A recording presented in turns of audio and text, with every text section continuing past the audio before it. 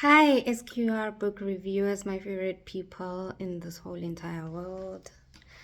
We are catching up on Unbecoming to Become by Ayanda Borotho, sharing her journey back to self with us.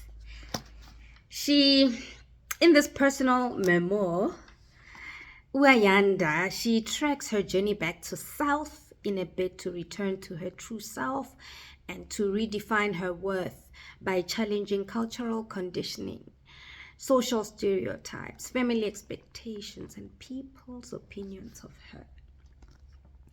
Ayanda shares intimate details of her most profound experiences as a young girl in the township in a toxic relationship with a high-flying gangster. This is one of the extracts I'm going to share with you, my readers, from the book. I think it's on chapter 3.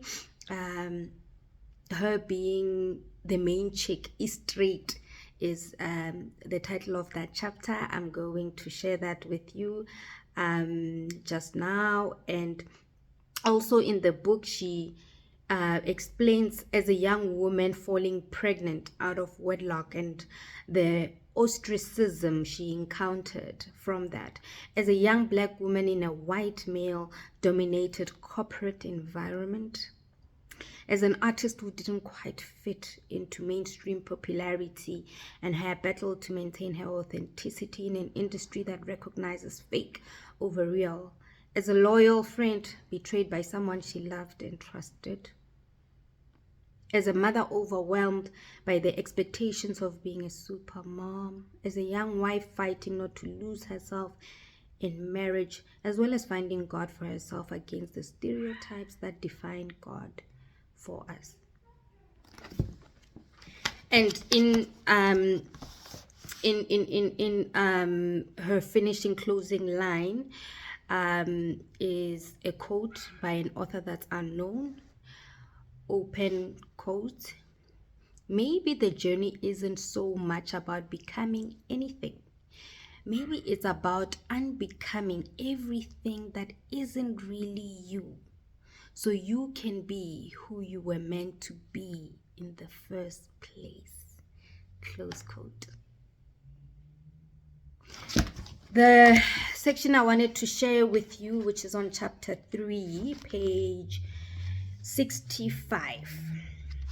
She shares her learned lesson from being straight or the main chick in the relationship. This was her very first relationship where she was still a teenager. I think she was first pregnant by her first boyfriend from her hometown.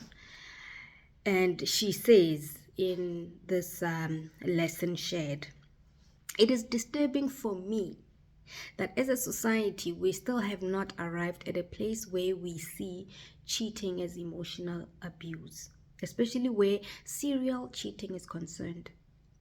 I could have fallen sick from Nkosi's irresponsible behavior, Nkosi being the boyfriend, resulting in my child also getting sick. She was pregnant at this time.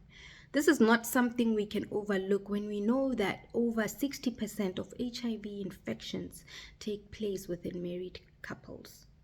What do you call a man who decides to go gallivanting and returns home to infect his faithful wife? Or this boyfriend had already proposed marriage to her, so he was the fiancé at that time. Many people would like to think the spread of HIV and AIDS in our communities has more to do with unsafe sex. I beg to differ on the matter because until we address the gender inequalities in our society, that makes it difficult for women to negotiate the use of a condom or even suggest one with their male partner. We are still not addressing the real issue. The thing I didn't realize about being cheated on is that it shifted my crown. It reduced my self-worth in my eyes. By being comfortable as straight I was acknowledging that he had other women. By acknowledging that he had other women, I was giving him permission to cheat on me. By giving him permission to cheat on me, I was accepting that I wasn't enough for him. By accepting that I wasn't enough for him, I accepted that I was not enough for myself. The love I accepted was what I saw myself as worthy of.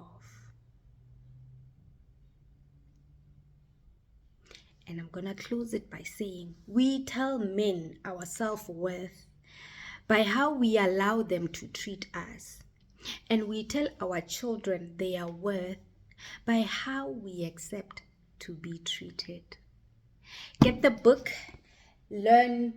You get to learn more from the chapters that Ayanda has shared in the Unbecoming to Become biography, and her stories on how her journey was back to finding herself. Thank you for tuning in. Remember to like and subscribe if you haven't done so already. Tune in to our next video of our next African, if not South African, author.